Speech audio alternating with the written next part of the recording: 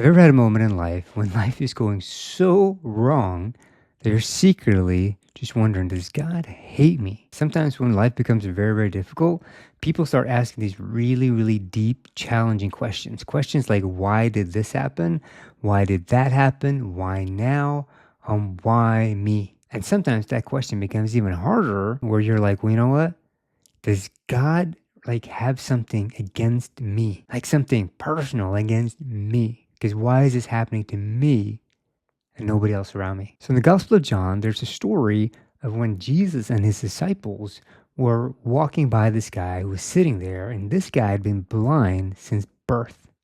And people in that culture often believe that suffering must be somehow connected to punishment. So if something bad happened, then that obviously then was somebody in their family or somebody had done something wrong. So the disciples then they asked Jesus a specific question. And this is in John 9:2. Let's read it together, okay? It says, his disciples asked him, Rabbi, who sinned, this man or his parents, that he was born blind? This is in John 9:2. So notice the assumption that they're coming with, right? Somebody must be to blame. This is somebody's fault. Somebody must have caused this to happen, and that's why it happened. Right away, that's what they go to. But Jesus then gives an answer that is very surprising. And everyone's like, whoa. Jesus says that, okay? It says, neither this man nor his parents sinned.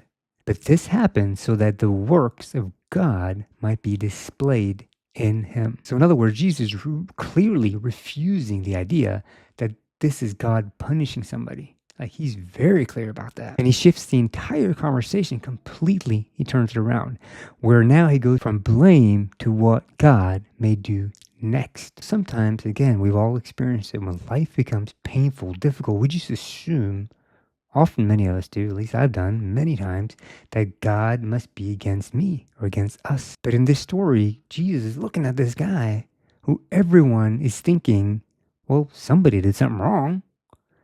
But Jesus is looking at him, same person, but he sees something completely different.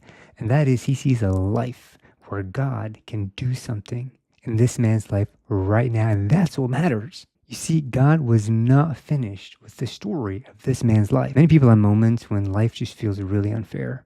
I can 100% relate. I was blindfolded. My brain can process light for many, many years. And I was sitting in a dark room. I wasn't blind like this guy, born blind, but it was a bad state. Anyways, illness, loss, like it can be a broken relationship. It can be just you name it, right? There's a million different things it can be. It doesn't need to be illness like with me, but it can be whatever struggles you have in your life right now, work, for example, when your spouse, your marriage, your kids, whatever it might be. And in those situations, like it's really easy to be like, you know what? God is against me. The whole world is against me. But even if the whole world is against you, fine. The issue is when you feel God, the creator of the universe, is against you. Now that is a problem. This story just suggests something very different, and that is it looked like punishment. Everyone was thinking that he must have done something wrong, or his family, or his parents, or somebody in his line must have done something wrong. But Jesus looks at it totally different than everyone else. He looks at it, we're like, you know what? How can we see God do something right now? And you can read the rest of the story. It's amazing. But sometimes the hardest season in life is not that, it's not like evidence that God is against us or hates us or anything like that. They're probably just moments where the story that God is writing in your life, in my life, is just, it's not over yet. Like it's not finished. I also want to include this, and that is that there's somebody who wants you to think that God hates you. They want you to think, the enemy wants you to think that there's something wrong with you or you did something wrong. That is why these things are happening, because you did something wrong. That's why God hates you, and that's why this is happening. That is very obvious, a way that the enemy uses to get us, to keep us away from God. So keep that in mind. There's somebody putting thoughts in your head. There's somebody trying to create circumstances for you to think God hates you. But it's not true. It is not true.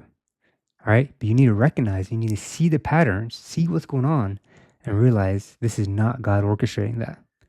Somebody else. In closing, if something difficult happens in your life, do you assume that God is against you or that he hates you? Or could it be that God is not finished with you yet?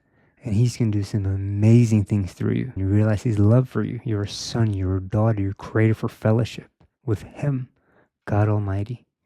You're his son, you're his daughter. He's your father. Once you realize that and let God do his thing, then you can see the big picture, the story that he's writing in your life and everyone else in your family.